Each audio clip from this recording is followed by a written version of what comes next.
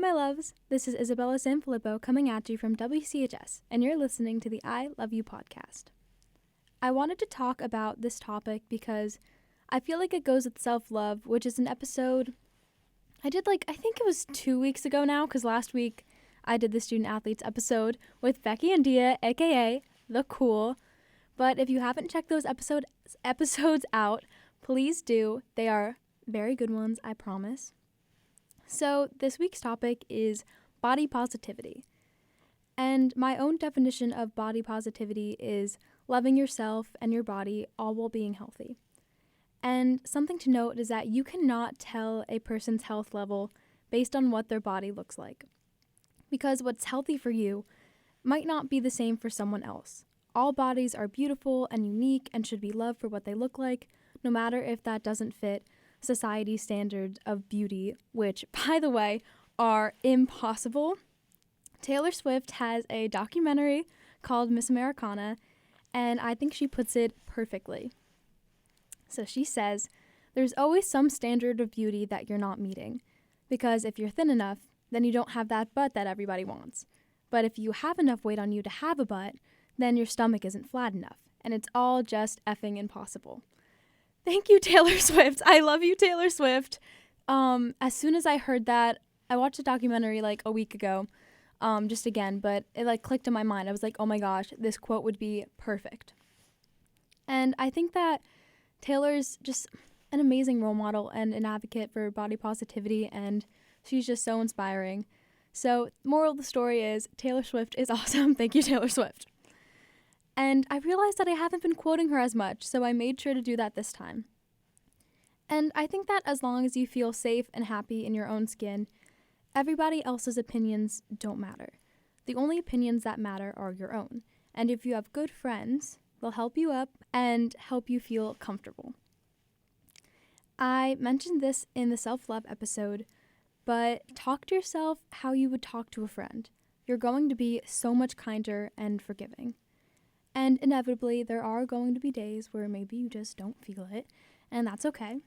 Hannah Montana taught us from a very young age that everybody makes mistakes, everybody has those days, everybody knows what I'm talking about, everybody gets that way. Nobody's perfect. Okay, I think that's enough. You get the point. But actually, I kind of want to do a little exercise right now. I want you to think about your favorite person in the whole entire world. And they're not your favorite person because of how they look. It's because of how they act, their kindness, compassion, humor, intelligence, etc. You can be someone's favorite person regardless of what you look like. It's more of how you act, and I think that beauty goes so much deeper than just the physical appearance. Beauty not only can be displayed, but also held on the inside.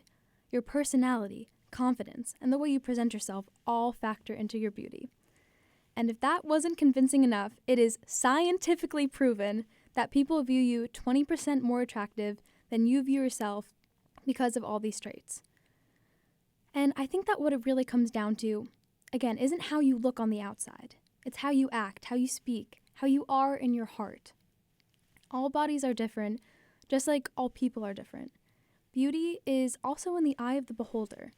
Even if something didn't work out for you with a crush or a romantic potential interest, it's not that you're ugly. It's just maybe that you're not their type. And Becky D and I were actually talking about this the other day, but Becky thinks that Timothée Chalamet is very cute. Dia does not. And I feel kind of indifferent to the whole situation. But it goes to show 3 completely different people have 3 completely different opinions. And that doesn't mean that Timothée Chalamet is ugly, but it just means that he's not Dia's type.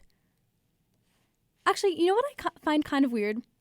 Why isn't Timothée Chalamet British? I feel Wait, hold on. He's not British? He's not British.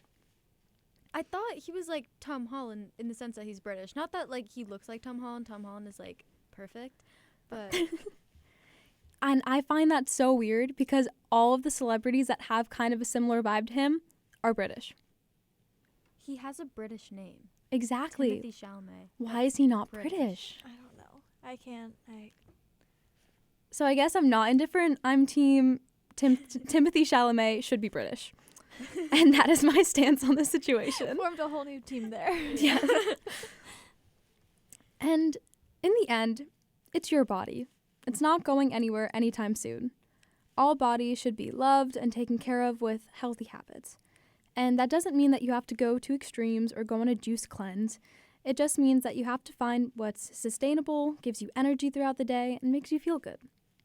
I think that to truly get comfortable in your own skin, you have to block out all the negatives, all the haters, and just say, hey, if you don't like my body, that's perfectly fine because guess what? You're not the one living in it. And that's all I have for you today. I'm your host, Isabella Sanfilippo, and remember, I love you.